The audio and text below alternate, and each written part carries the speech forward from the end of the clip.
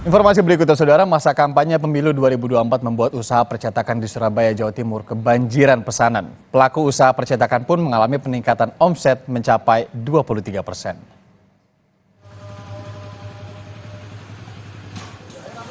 Sejak 1,5 bulan lalu, pesanan alat peraga kampanye dari caleg dan relawan parpol mulai berdatangan. Sejumlah bahan kampanye yang dipesan diantaranya kaos, topi, dan korek api. Harga kaos mulai dari Rp45.000 hingga Rp95.000.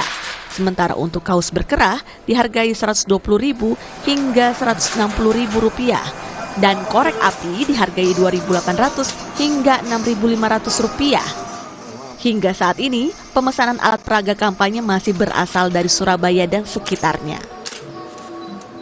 Menurut pemilik usaha percetakan, banyaknya pesanan membuat omsetnya meningkat hingga 23% atau mencapai puluhan juta rupiah. Sejauh ini udah jalan hampir 1,5 bulan, kita omset ada naik sampai 20-30%.